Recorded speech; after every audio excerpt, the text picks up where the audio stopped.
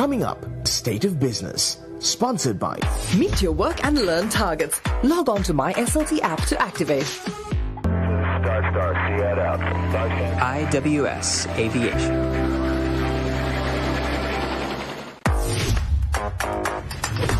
Meet your work and learn targets. Get 30 GB Meet Lite for just 195 rupees and 100 GB Meet Max for 490 rupees. Log on to my SLT app to activate. SLT Mobitel.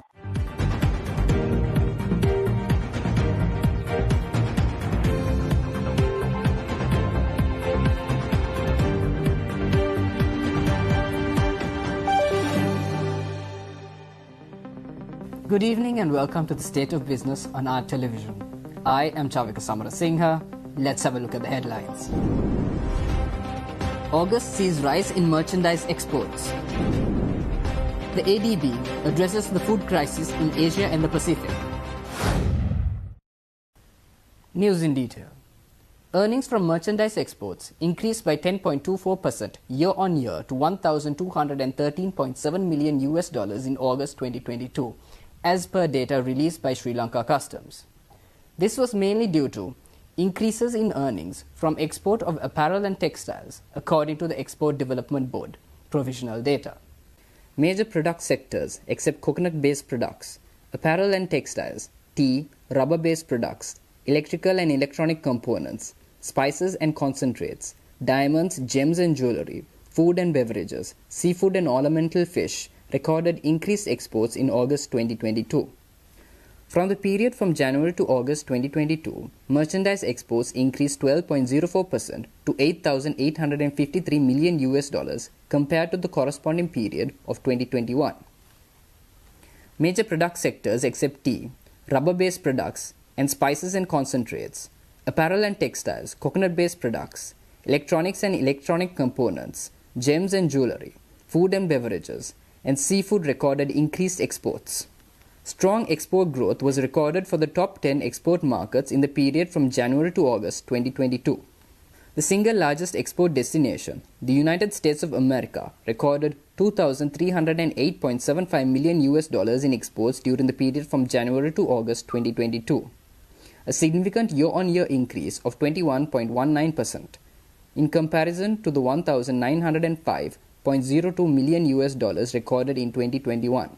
Exports to the United Kingdom, as the second largest trading partner, recorded an increase of 12.91% to $682.56 million during the period from January to August 2022, compared with the corresponding period of the previous year. During the period from January to August 2022, exports to free trade agreement partners accounted for 7.2% of total merchandise exports, increasing by 10.11% to $623.17 million. On a regional comparison, exports to all regions, except ASEAN and CIS countries, increased during the period from January to August 2022, compared with the corresponding period of 2021. The estimated value of services exports for the period from January to August 2022 was $1,310.05 million, increasing 5.58% over the corresponding period of 2021. Services exports estimated by the Export Development Board consists of ICT BPM, construction, financial services, and transport and logistics. The Asian Development Bank recently announced plans to provide at least $14 billion from 2022 to 2025 in a comprehensive program of support to ease a worsening food crisis in Asia and the Pacific. It is meant to improve long-term food security by strengthening food systems against the impacts of climate change and biodiversity loss. The assistance expands ADB's already significant support for food security in the region, where nearly 1.1 billion people lack healthy diets due to poverty and food prices which have soared to record highs this year. The funding will be channeled through existing and new projects in sectors including farm inputs, food production and distribution, social protection, irrigation, and water resource management, as well as projects leveraging nature-based solutions. ADB will continue to invest in other activities which contribute to food security, such as energy transition, transport, access to rural finance, environmental management, health and education. ADB's president, Masatsugu Asakawa, in remarks at ADB's 55th annual meeting, said that we need to act now before impacts of climate change worsen and further erode the region's hard-won development gains. He added that support will be targeted, integrated and impactful to help vulnerable people, particularly vulnerable women, in the near term, while boosting food systems to reduce the impact of emerging and future food security risks. The Russian invasion of Ukraine has disrupted supplies of food staples and fertilizer, straining a global system already weakened by climate change impacts, pandemic-related supply shocks, and unsustainable farming practices. Asia and the Pacific is vulnerable to food shocks, as some of its countries depend on imported staples and fertilizer. Even before the invasion of Ukraine, nutritious food was unaffordable to a significant portion of the population in many ADB low-income member countries. A key focus will be to protect the region's natural environment from climate change impacts and biodiversity loss, which have degraded soils, freshwater and marine ecosystems. Assistance under the program will start this year and continue through 2025. It will be drawn from across ADB's sovereign and private sector operations and seek to leverage an additional $5 billion in private sector co-financing for food security. More than one-third of Sri Lanka's population is food insecure amid the worst economic crisis since 1948. For a country in which the food insecurity was 9.1% in 2019, the shock of the current crisis is reverberating across all facets of life. People are being forced to rely on coping strategies to keep food on the table. Around 8 in 10 households are regularly turning to food-based coping strategies, such as sacrificing meals, borrowing food, and reducing the number of meals eaten. July was a particularly harsh month. Nearly half of the population, 49%, experienced food insecurity in July, in what was a drastic hike from 28% in June.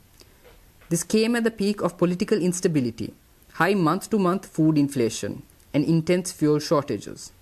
Diets are in a precarious state. Nearly 4 in 10 households are facing insufficient food consumption, with many consuming far less diverse diets as food prices remain high across the country. The instability comes amid escalating anxieties about prices.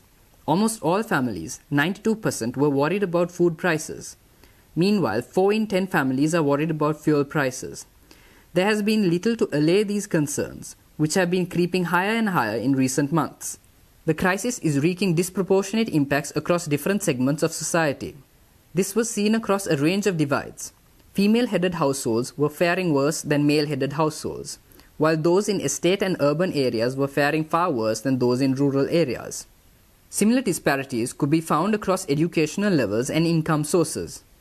The sharpest dividing line is between those with and without regular incomes. An alarmingly large proportion of households without incomes, 8 in 10, and with informal incomes, 6 in 10, are facing food insecurity. This is a sharp disparity compared to those which have regular incomes to rely on, 23%. In the face of inaction, the situation could deteriorate even further. The upcoming months could see a combination of factors continue to exert pressure on food security, including poor harvest forecasts of staple foods, import restrictions, and the ongoing economic crisis. Stay tuned. We will return after this commercial break.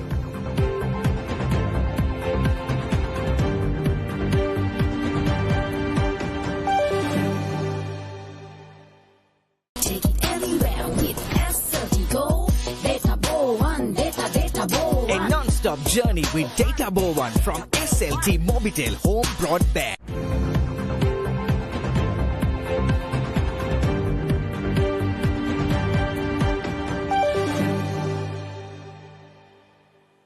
Welcome back. Human Rights Watch recently said that the Sri Lankan government should reverse a new regulation that unlawfully restricts protests in large areas of the capital Colombo. The public is faced with a government quivering in its boots, one which appears to have confused the mandate to govern with the right to govern, and a desperate need to maintain a garb of legitimacy. The Sri Lankan government invoked the Official Secrets Act to designate public streets and government buildings in central Colombo as high security zones. For these zones, written permission from the police is required to hold any public gathering. Under the regulation, police have wide-ranging authority to arrest anyone inside these zones, and only the High Court can grant bail to those detained. These broad, severe restrictions threaten the excessive use of force and prolonged detention for people exercising their rights to peaceful assembly and expression, according to the Human Rights Watch. As a party to the International Covenant on Civil and Political Rights, Sri Lanka has obligations to respect and protect the rights to freedom of peaceful assembly and expression, and to actively facilitate and promote their exercise. Under the ICCPR, any restrictions on these rights must be set out in law and be necessary and proportionate to achieve a legitimate government aim. Human Rights Watch maintains that the new regulation does not meet human rights law standards. Human Rights Watch also highlights that the government's repeated broken promises on rights concerns and the accelerating repression under President Wickremesinghe shows that a robust Human Rights Council resolution is crucial to help prevent further violations. In a recent letter to heads of state institutions, the Ministry of Public Administration has warned state sector employees against expressing their opinions on social media in violation of the Establishment Code. The communique issued by Ministry of Public Administration Secretary MMPK Maya Dunne notes that expressing one's opinions in violation of the code could lead to disciplinary action being initiated against the said state sector employee. Professor G.L. Pires recently accused the government of turning Sri Lanka into a military camp and unleashing repression on the people. It is clear that the citizens of Sri Lanka, here and abroad, now reap the consequences of the irresponsible use of their right to vote. It is crucial that we ask the hard questions when electing officials, even to the lowest of officers. They must detail their plans to realize the promises they make, present their partners on the journey they intend to take, and have a track record of delivering on their promises. However, this is all for naught if the majority does not aspire to more than selfish gain. Fishermen in northern Sri Lanka have expressed concerns over the presence of Chinese firms in the maritime industry, especially in Jaffna Peninsula, and the effect it would have on the ecology. Over 600 fishermen in the north have switched to sea cucumber farming in the coastal belt of Jaffna and Kilinochchi, where a Chinese firm started a sea cucumber hatchery 5 years ago. In June 2022, the Sri Lankan government approved a proposal for a large-scale commercial sea cucumber project spanning 5,000 acres in Jaffna, Mana, Kilinochchi and Batticaloa. It was reported that Sri Lanka earns a significant amount of foreign exchange through the export of sea cucumbers. The proposal, submitted by Minister of Fisheries Douglas Devananda, was given cabinet approval. The National Aquaculture Development Authority, functioning under his ministry, is leading the initiative. Minister Devananda maintains that Sri Lanka needs both investment and technology in the north to cultivate sea cucumbers. However, local fishermen in the northern province, who are already resisting sea cucumber farms in the region, have opposed the proposed project. The fishermen fear a loss of marine resources and livelihood due to these farms, and have demanded a moratorium on such proposals until a detailed study is carried out on the impact of sea cucumber farming on the environment and the fishing community.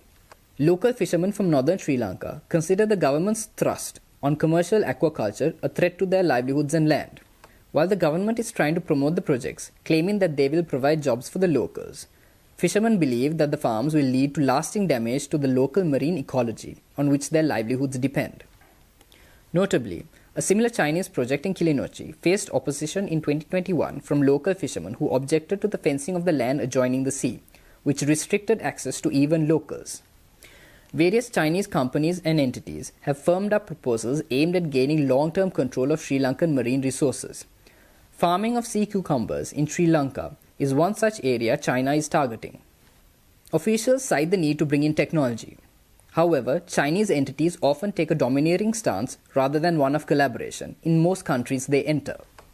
This prompts one to wonder if the government has taken the time to ensure technology transfer and collaboration that brings long-term benefits for the local population.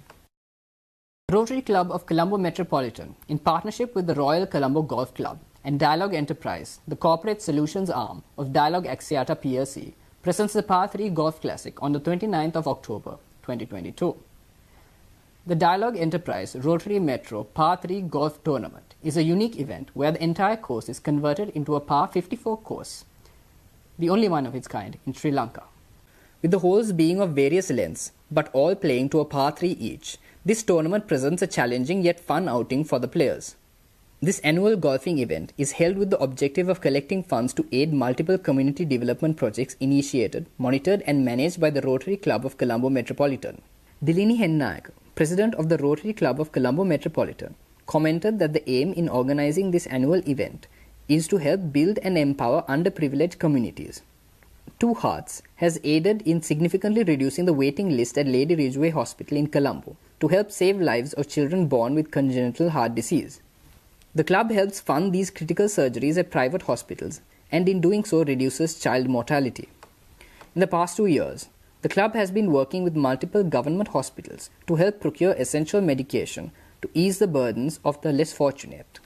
The RCCM has taken its Little Minds Strong Values program national by partnering with the Ministry of Education to use a library of videos using songs, short stories and idioms targeted at preschool children highlighting strong positive values.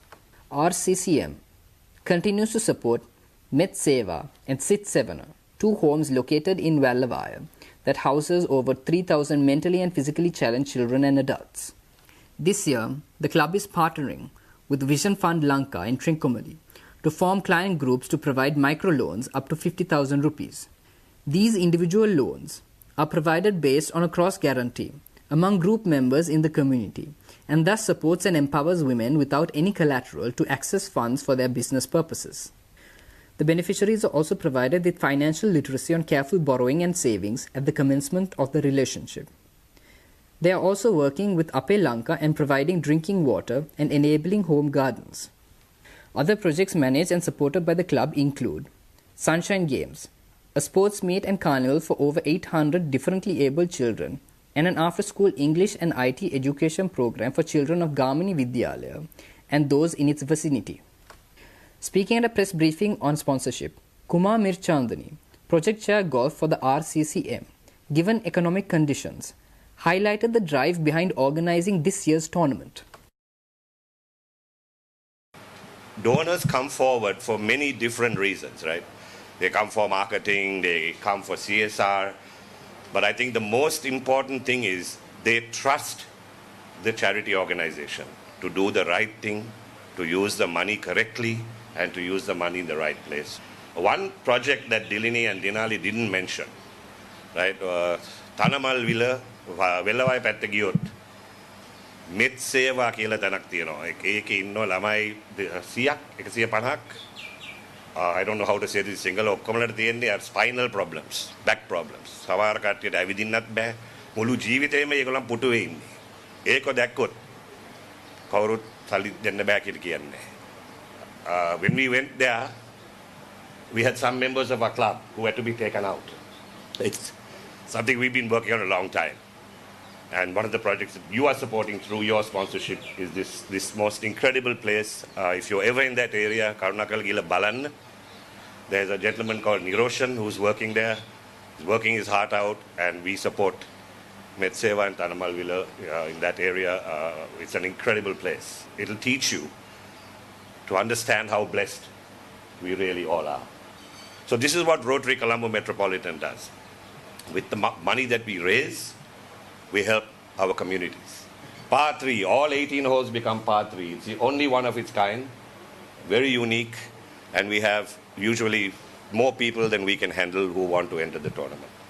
So it's always a day of entertainment, but it's also a day of giving. So while the tournament is on, we will be going around to the players when they're all in a good mood and say, "Tababada sali denna." Right? We take commitments, we take pledges, we will raise money to do everything that we want to do in the year to come.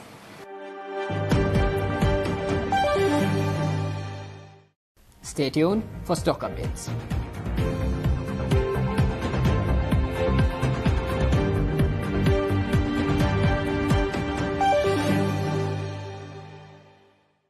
More data with low latency.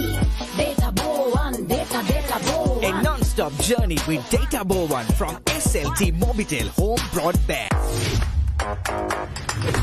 Meet your work and learn targets. Get 30 GB Meet Lite for just 195 rupees and 100 GB Meet Max for 490 rupees. Log on to my SLT app to activate. SLT Mobitel.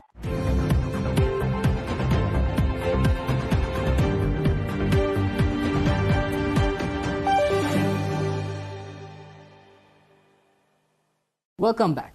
Trading at the Colombo Stock Exchange ended on negative notes today. The all-share price index dropped 7.39 points to close at 9,951.48, and the S&P SL20 dropped 15.58 points to close at 3,168.9. The turnover was 3.4 billion rupees, and over 214 million shares were traded. Up next, our forex rates.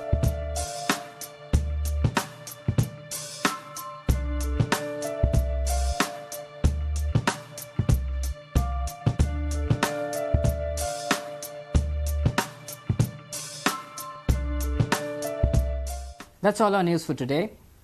For this and more, subscribe to our channel on YouTube and follow us on Facebook. Take care and good night.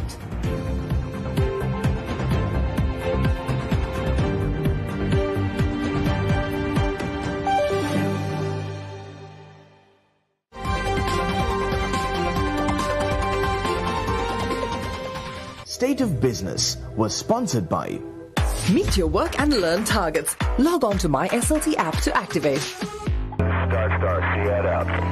IWS Aviation.